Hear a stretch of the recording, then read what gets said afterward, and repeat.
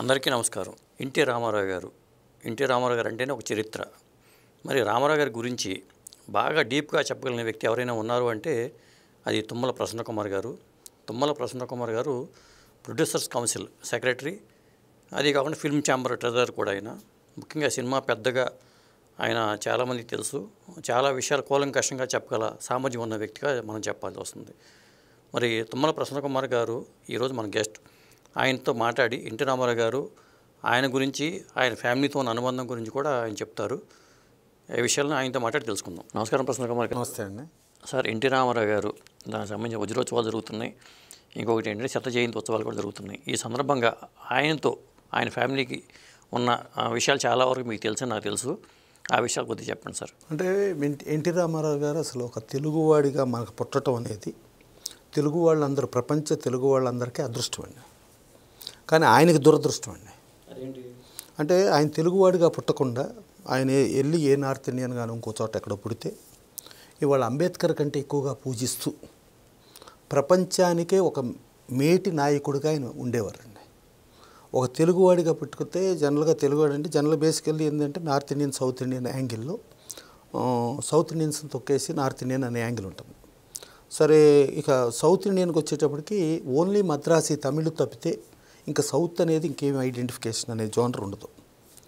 నేను 1982లో పూణేలో ఎంబీఏ చేసేటప్పుడు అక్కడ మహారాష్ట్రియన్, యు ఆర్ ఫ్రమ్ అన్నాడు. అంటే I'm from Andhra Pradesh. Where is Andhra Pradesh అంటే ఏం చెప్పాలో తెలియక సౌత్ ఇండియా అన్న. వాడు వేర్ ఈజ్ సౌత్ ఇండియా అన్నాడు. ఏం చెప్పాలో తెలియక ఇండియా అన్న. వాడు వీడికేదో సరిగ్గా రావటం లేదు, నాలెడ్జ్ లేదు, వీడు పాపం వచ్చాడు అడుగుకుంటున్నాడు ఏంటి చెప్తానికి. సరే నేనే ఏదో హింట్ ఇద్దాంలే అని చెప్పి మనకు అదేదో వీటిల్లో ఇస్తారు చూసారు, ఆప్షన్ 1 ఆప్షన్ 2 లాగా, ఓ యూ మద్రాసి అన్నారు. ఏదో ఇట్లే పోనీ మన సౌత్ ఇండియాలో ఉండే మన తమిళనాడు, మన మద్రాసు ఉంది కదా అని చెప్పి యా అన్న. ఈ కర్మలో ఆంధ్రప్రదేశ్ తెలుగువారు ఉండేవారండి. ఆ ఉండేవారు తర్వాత 1982లో ఎన్టీ రామారావు పార్టీ పెట్టి వితిన్ 9 monthsలోనే ఆయన సీఎం అయ్యి ప్రపంచ రికార్డు. అవును. ప్లస్ 60 ఏళ్ల పైబడిన వయసులో కొన్ని లక్షల కిలోమీటర్లు తిరిగి ఆ చైతన్య రథం మీద, చైతన్య రథం అంటే లోపల ఏసీ ఉండదు, లోపల రెస్ట్ రూమ్స్ ఉండవు, ఏముండవు, ఉడికిపోతూ ఉండి ఆ వ్యాన్ పైన నిలబడి కొన్ని లక్షలాది మీటింగులు. అంటే ఒక ఊరిలో ప్రతి చోట గుమిగూడి, ఇక్కడ గుమిగూడాం, ఇక్కడ గుమిగూడాం అంటే ఇక్కడ ఒక మీటింగు, అక్కడ ఒక మీటింగ్, అక్కడ ఒక మీటింగ్. జనరల్గా ప్రతి పల్లెటూళ్ళల్లో ఏంటంటే ఊరు ఒకటి ఉంటుంది, గూడెం ఒకటి ఉంటుంది, పల్లి ఒకటి ఉంటుంది. ఊరిలో ఒక మీటింగు, గూడెంలో ఒక మీటింగు, పల్లిలో ఒక మీటింగ్. అంటే ఒక చిన్న గ్రామానికి 3 మీటింగులు చెప్పాల్సిన పరిస్థితి. అలా అన్ని మీటింగులు చెబుతూ అంత తిరిగి అంత చేయగలగటం అనేది పెద్ద సాహసం. మామూలుగా అది ఇవాళ వయసులో ఉండడం కూడా ఎవడం చేయగలిగే పరిస్థితి కాదండి. సరే, ఆయన పార్టీ పెట్టిన ఇదిలో తిరుపతి నుంచి స్టార్ట్ చేసి రాయలసీమ, ఆంధ్ర అలా వెళ్తూ ఉన్న పరిస్థితిలో ఇందిరాగాంధీ గారికి అప్పట్లో జనరల్గా ఏంటంటే మనకు ఆంధ్రప్రదేశ్, ఉమ్మడి ఆంధ్రప్రదేశ్ అంటే మనం కట్టు బానిసలం అండి. యాజ్ ఇట్ ఈజ్గా ఏ పరిస్థితిలో అయినా ఆ పార్టీకి తప్పితే ఇంకో పార్టీని చూడం, ఇంకో పార్టీకి వెళ్ళం అనే పరిస్థితి. దాంట్లో కాంగ్రెస్ నుంచి చీలిన ఇందిరా కాంగ్రెస్ ఆ జోనర్ వెళ్ళాం, కానీ వేరే జోనర్ లేదు. అసలు ఇంకొక జోనర్లోకి వచ్చి ఎవరన్నా ఒక్కడో దాని నుంచి ఏమన్నా పెట్టగలడు అని అనుకుంటే ఏమి పెట్టలేదు. అంటే కొంతమంది సాహసం చేశారండి. ఎన్జీ రంగా గారని, అప్పుడు గౌతులచ్చన్ గారిని, వీళ్ళందరూ సాహసాలు చేసిన ఏ సాహసం అవల. తర్వాత ఎన్జీ రంగా గారు కూడా దాంట్లో కలిసిపోయారు. కలిసిపోతే ఎన్జీ రంగా గారికి కాంగ్రెస్లో చాలా అగ్రాసనం ఇచ్చారు, అగ్రపీఠం. అంటే ఎన్జీ రంగా గారు ఏం మాట్లాడినా కూడా ఇందిరాగాంధీ గారు ఎదురు మాట్లాడకుండా ఆయన, అంటే వీళ్ళు స్వార్థపూరితమైన మనుషులు కాదు, స్వార్థంగా ఏ పని చేయమని అడగరు, సమాజం కోసం అడుగుతారు. అది డెఫినెట్గా ఇందిరాగాంధీ గారు స్పందించేది. సో అట్టా ఉండ జోనర్లో అప్పుడు తెలుగువాడి ఆత్మగౌరవం అంటే మాటిమాటికి సీఎంలు మార్చడం, సీఎంలకు అసలు రెస్పెక్ట్, తెలుగు వాళ్ళు అంటే ఏమీ లేను అనే స్థాయిలో తెలుగువాడి ఆత్మగౌరవ నినాదంతో అప్పుడు ఎన్టీ రామారావు పార్టీ పెడతాం. ఇదైతే అప్పుడు ఇందిరాగాంధీ గారు ఇంకా ఎలక్షన్కి టైం ఉందండి. టైం ఉంటే ఈయన ఆల్రెడీ రాయలసీమ చుట్టేశాడు, ఆంధ్రాలోకి చుట్టేయడానికి వెళ్తున్నాడు, ఆంధ్ర నుంచి తెలంగాణలోకి వచ్చేస్తాడని చెప్పి ప్రీపోన్ ఆఫ్ ఎలక్షన్స్ పెట్టింది. ఈవిడిని తిరగక ముందే ఎలక్షన్ పెట్టేద్దాం. సో ప్రీపోన్ ఆఫ్ ఎలక్షన్ పెట్టడం మూలంగా ఆ రోజు టీడీపీ క్యాండిడేట్లైన సిద్దిపేట కల్వకుంట్ల చంద్రశేఖరరావు గారు ఓడిపోయారు మదన్ మోహన్ గారు. అలాగే సత్తుపల్లిలో జలగం వెంగళరావు గారి మీద తుమ్మల నాగేశ్వరరావు ఓడిపోయారండి. సో తెలంగాణలో కొంత టీడీపీకి కొంచెం అంటే స్వీప్లో ఆ రోజుకి 202 సీట్లు వచ్చినా 202 సీట్లలో ఎక్కువ భాగం నష్టపోయిన సీట్లు తెలంగాణ. ఎందుకంటే ఈయన తిరక్కపోవటం మూలంగా జరిగింది. సో అది ఈవెన్ కల్వకుంట్ల చంద్రశేఖరరావు కానీ తుమ్మల నాగేశ్వరరావు కానీ వీళ్ళందరూ రామారావు గారు మా దగ్గర ఒక్క రౌండ్ తిరిగితే మేము గెలిచేస్తాం, ఆయన తిరక్కపోవటం మూలంగానే మేము ఓడిపోయామని చెప్పి కూడా చెప్పడం జరిగింది. దాని తర్వాత ఈ నాదెండ్ల భాస్కరరావు ప్రహసనం ఇవన్నీ జరిగిన తర్వాత మళ్ళా ఎలక్షన్లు వస్తే ఈసారి బ్రదర్ ఆ రోజు నేను మీకు తిరక్కపోవటం వల్ల మీకు నష్టం జరిగింది, ఈసారి తెలంగాణ నుంచినే స్టార్ట్ చేస్తా అని ఆయన తెలంగాణ నుంచినే స్టార్ట్ చేశారండి. తెలంగాణ నుంచినే స్టార్ట్ చేసేటప్పుడు అప్పుడు సిద్దిపేటలో కల్వకుంట్ల చంద్రశేఖరరావు గారు గెలిచారండి తిరగటం మూలంగా. అలాగే జలగ వెంగళరావు గారిని ఓడించి సత్తుపల్లిలో తుమ్మల నాగేశ్వరరావు గెలిచారండి. అంటే అప్పుడు తెలంగాణలో మేజర్ సీట్స్ వస్తూ ఆంధ్ర రాయలసీమలో నెక్స్ట్ రెండోసారి అలా చేశారు. అలా ఒక పార్టీ పెట్టి చరిత్ర సృష్టించారు. చరిత్ర సృష్టిస్తూ ఆయన పార్టీ పెట్టేదానికి మూలంలో ఆయన రోజుకి ₹1,00,000 రెమ్యునరేషన్ తీసుకున్నారు. అవును, అది భారతదేశంలోనే ఎవరో తీసుకోనంత రెమ్యునరేషన్. సో ఆ రెమ్యునరేషన్ తీసుకునే స్థాయిలో ఇంకా అలా రెమ్యునరేషన్ తీసుకుంటా ఉండి ఇంకా 10-15 ఏళ్ళు అద్భుతమైన, అంటే జనరల్గా పాలిటిక్స్లోకి వచ్చిన తర్వాత ఈ కుళ్ళు కుట్రలు కుతంత్రాలు ఈ ఇదిలో జనరల్గా మానసికమైన ఒక క్షోభ ఉంటుంది, మానసికమైన ఒక స్ట్రెస్ ఉంటుంది. అదే సినిమా ఆర్టిస్ట్గానే ఆయన యాక్ట్ చేసుకుంటూ ఉంటే డెఫినెట్గా ఇంకో 20-25 ఇయర్స్ బతికేవారండి. 20-25 ఇయర్స్ బతకటం మూలంగా రోజుకి ₹1,00,000 చొప్పున అలా ఎదుక్కుంటే వెళ్ళటం. నెక్స్ట్ ఏంటంటే ఈయన సినిమా ఫీల్డ్లో ఉన్నప్పుడు ఒకటని కాదండి, రాముడిగా యాక్ట్ చేశారు, రావణాసురుడిగా యాక్ట్ చేశారు. రావణాసురుడిగా వచ్చేప్పటికి సీతారామ కళ్యాణం అనే సినిమాకి స్క్రిప్టు ఆంధ్ర యూనివర్సిటీలో ఒక థీసిస్ ఉంటే థీసిస్ నుంచి రాక్షసుల్లో కూడా మంచితనం వాళ్ళు కూడా, అంటే దేవదానవులు ఇద్దరిలో యాక్చువల్గా చెప్పాలంటే దేవతల స్ట్రెంగ్త్ కంటే దానవుల స్ట్రెంగ్త్ ఎక్కువ అండి. ఆ స్ట్రెంగ్త్ ఎక్కువ నుంచి దానవుల్ని దేవుళ్ళు ఓడించాలి దేవతలు అని అనుకుంటే దానికి బ్రహ్మ విష్ణు మహేశ్వరులు కానీ లక్ష్మీ పార్వతి వీళ్ళు కానీ సరస్వతి వీళ్ళు కానీ వీళ్ళ సహాయ సహకారాలతోనే సాధ్యమయ్యేది. వీళ్ళు దేవతలకు సహాయం చేయటం మూలంగా దానవులు ఓడిపోయారు. ఇంత శక్తివంతులు. ఈ శక్తివంతుల స్టోరీని కూడా ఆ థీసిస్లో వస్తే ఆ థీసిస్తో సినిమా చేద్దాం అనుకున్నారు. కానీ రాముడు వేయకుండా ఆయన రావణాసురుడు ఎందుకు ఎంచుకున్నారు అంటే ఆ కోణంలో కూడా తెలియాలి. యాజ్ ఇట్ ఈజ్ అంటే యాక్చువల్గా రావణాసురుడు రావణ బ్రహ్మ అంటారండి. రావణ బ్రహ్మ అన్నప్పుడు ఒక స్టేజ్లో ఏంటంటే రాముడికి రావణ బ్రహ్మను చంపే ముహూర్తం రావణ బ్రహ్మే రాముడికి ఇచ్చాడని చెప్తారండి. అంటే ఆయనే ముహూర్తం పెట్టుకోబట్టి ఆ ముహూర్తానికి రాముడు అయ్యబట్టి రావణ బ్రహ్మ చనిపోయాడు. ప్లస్ రావణ బ్రహ్మ అనేవాడు సీతను తీసుకెళ్ళాడు కానీ సీతను ఏమీ ఇచ్చేయలేదు. సో ఒక క్యారెక్టర్గానే ఉన్నాడు. అట్లాంటి క్యారెక్టర్లతో ఒకటి చేద్దామని అనుకున్నప్పుడు ఒక రాముడుగా ఒక యువకుడు ఈయన రావణాసురుడు అంటే ఒక కేవీ రెడ్డి గారిని సినిమా చేయమని అడగటం.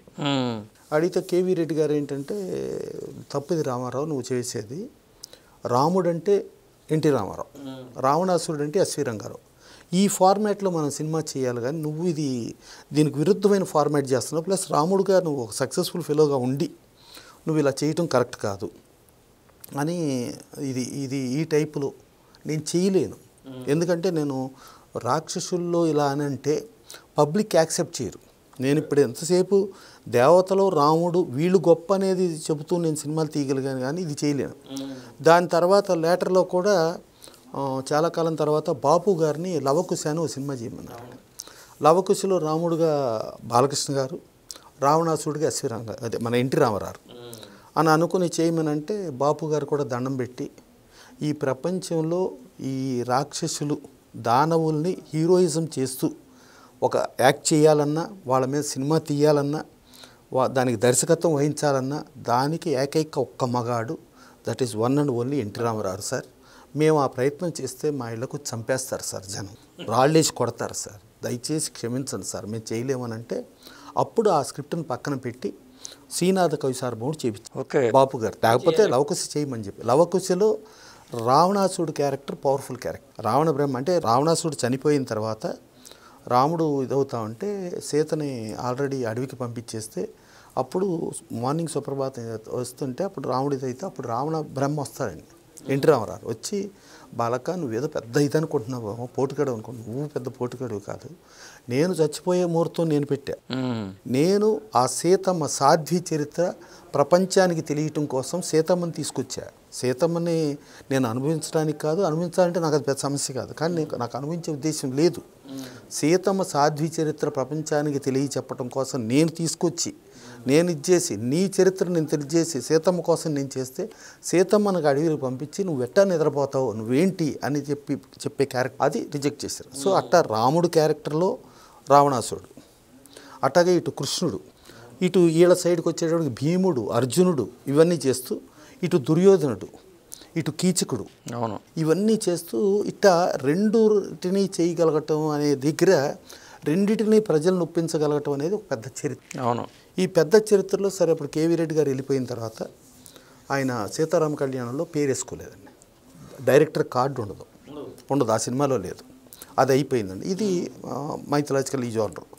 నెక్స్ట్ ఫోక్లోర్ జానర్లో గులే బకావళి కథ చేశారండి. గులే బకావళి కథకు కూడా టైటిల్ కార్డులో ఎక్కడ డైరెక్టర్ కార్డు ఉండదు, అది అయిపోయింది.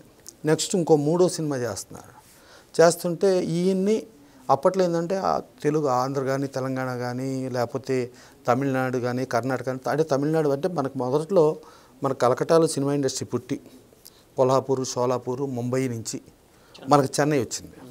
చెన్నై వచ్చిన జోనర్లో అప్పుడు కర్ణాటకకి లేదు, కేరళకి ఇండివిజువల్గా లేదు, ఆంధ్రప్రదేశ్ ఉమ్మడి ఆంధ్రప్రదేశ్కి లేదు. ఇలాంటి లేని ఇండస్ట్రీ టైంలో మనకు అదొకటే ఉండేది. అదొకటే ఉండే రోజుల్లో ఆయన ఆ రోజుల్లో ఇవాళ పాన్ ఇండియా అంటున్నారు.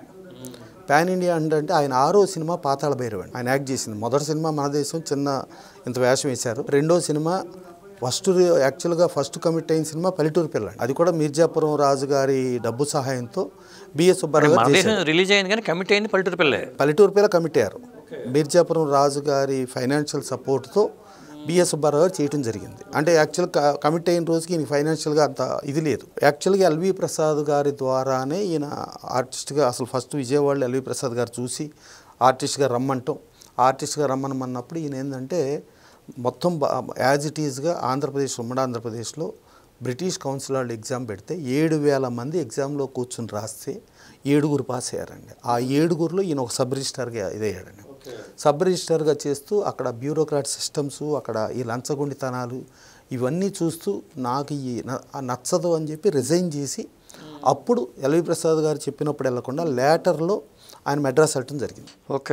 మెడ్రాస్ వెళ్ళటం జరిగిన తర్వాత మెడ్రాస్లో ప్రయత్నం అంటే బిఎస్ సుబ్బారావు గారు కనెక్ట్ అయ్యాడు. బిఎస్ సుబ్బారావు గారు ఫస్ట్ సినిమా అనుకున్న తర్వాత ఎల్వి ప్రసాద్ గారిది ఏంటంటే నువ్వు వచ్చే టైంకి ఆ సినిమా అయిపోయింది, ఇప్పుడు ఇంకో సినిమా చేస్తున్నాము అని చెప్పి ఆ మన దేశం యాంగిల్లో ఉందండి. మన దేశం యాంగిల్లో అంటే హెచ్ఎం రెడ్డి గారు సినిమా చేస్తా అంటే 50 రోజులు ఆయన చెప్పిన డిఫరెంట్ టైమింగ్స్ అండి. కొన్ని కిలోమీటర్ల పాటు నడుచుకుంటూ వెళ్ళి ఆయన 5ంటికి చెప్తే 4:45కి ఉండి, 4ంటికి చెప్తే 3:45కి ఉండి, 3ంటికి చెప్తే 2:45కి ఉండి, అట్లా 50 రోజులు తిప్పించుకున్న తర్వాత 51వ రోజు హెచ్ఎం రెడ్డి గారు నువ్వు మానేస్తావేమో ఇలా డిఫరెంట్ టైమింగ్స్ చెప్తే హ్యాపీగా సేఫ్లో ఉందాం అనుకున్నాను, కానీ నువ్వు మాంటలేదు, ఓ పట్టువదల విక్రమార్కుల్లాగా నువ్వు నడుచుకుంటా ఇంత వచ్చి నువ్వు ఇంత డెడికేటెడ్గా ఒక టైం సెన్సు, ఒక డిసిప్లిన్, ఒక డెడికేటెడ్గా నువ్వు ఉండవు, ఇప్పటికి కూడా నేను చెప్పకపోతే సిగ్గుచేటు అవుతుంది, నాకు పేరు గొప్ప, నేను ఒక భక్త ప్రహ్లాద అంటే తెలుగు ఫస్ట్ టాకీ సినిమాకి నేను దర్శకుని, అలాగే కాళిదాస్ అని చెప్పి తెలుగు తమిళ సినిమాలకి టాకీ సినిమాకి నేను దర్శకుని, నాకు చరిత్ర ఉంది కానీ నా దగ్గర డబ్బులు లేవు, అలా అని డబ్బులు లేవని అందరితో చెప్పలేను, ఉన్నట్టుగా ఇలా ఉజ్జేస్తున్న పరిస్థితిలో నువ్వు ఇలా తగిలేవు, ఇప్పుడు కూడా చెప్పకపోతే తప్పు, అందుకని ఏమనుకోవద్దు నేను చేయలేను అని చెప్పేయటం మూలంగా అక్కడి నుంచి బిఎస్ సుబ్బారావు గారు వస్తే బిఎస్ సుబ్బారావు గారు కూడా అవాయిడ్ చేస్తే ఒక కాగితం రాసి నేను అంత ఇది అడుక్కునే పరిస్థితిలాగా కాదు, నేను ఒక ఎడ్యుకేటెడ్ని, నేను ఒక సబ్ రిజిస్టర్ పదవి వదులుకుని కూడా వచ్చాను, నేను బతకగలగటం నాకు తెలుసు, నాకేమీ ఒకళ్ళ బతికివ్వాల్సిన అవసరం లేదు అని చెప్పి రాసి నేను వెళ్ళిపోతున్నా అని చెప్పి ఆయన బయలుదేరి ట్రైన్ ఎక్కితే అప్పుడు బిఎస్ సుబ్బారావు వర్షంలో తడుచుకుంటే ఆ ట్రైన్ నుంచి దింపి తీసుకొచ్చి 1116కి అగ్రిమెంట్ చేశారు హీరోగా సినిమా. అది చరిత్ర ఉంది. అయితే ఆ 1116 అగ్రిమెంట్ చేసి అయినా ఈయన దగ్గర డబ్బులు లేవు, బిఎస్ సుబ్బారావు దగ్గర డబ్బులు లేకపోతే అప్పుడు ఎల్వి ప్రసాద్ ఉండే ఒరే బాబు నువ్వు కొత్తాడు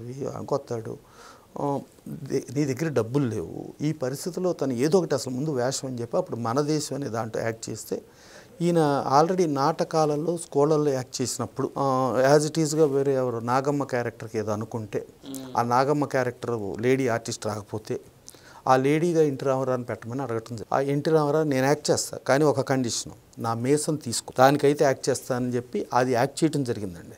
అప్పుడు దానికి నాటక సమాజంలో మేసాల నాగమ్మ ఓకే ఆ మేసాల నాగమ్మగా ఎన్టీ రామారావు యాక్ట్ చేసి ఆ నాటకాలు సరే దాంతో అసలు ముందు చూద్దామని చెప్పి మన దేశంలో చిన్న వేషం ఆ చిన్న వేషంలో ఆయన డెడికేటెడ్గా కట్ అన్నా కూడా ఆయన ఆ యాక్షన్లోనే ఉన్నాడు. అప్పుడు ఎల్వి ప్రసాద్ గారు 4 సార్లు కట్ అంటే ఆ మూడ్ నుంచి బయటికి రా. ఓకే సో అప్పుడు ఎల్వి ప్రసాద్ గారు నాటకాల పరంగా మీకు ఆ మూడ్ అది ఉంటుంది కానీ ఇక్కడ సినిమా పరంగా సినిమాటిక్గా కట్టనంగానే ఆగిపోవాలి, ఆ ఎమోషన్ని క్యారీ చేయొద్దు అని చెప్పి అది నేర్పిన తర్వాత దాని తర్వాత అప్పుడు ఎల్వి ప్రసాద్ గారే షావుకార్ సినిమా చేశారు విజయ ప్రొడక్షన్స్. అయితే ఫస్ట్ రిలీజ్ అయిన సినిమా షావుకార్. మన దేశం కదా, మన దేశం ఆర్టిస్ట్గా ఫస్ట్ హీరోగా రిలీజ్ అయిన సినిమా షావుకారు.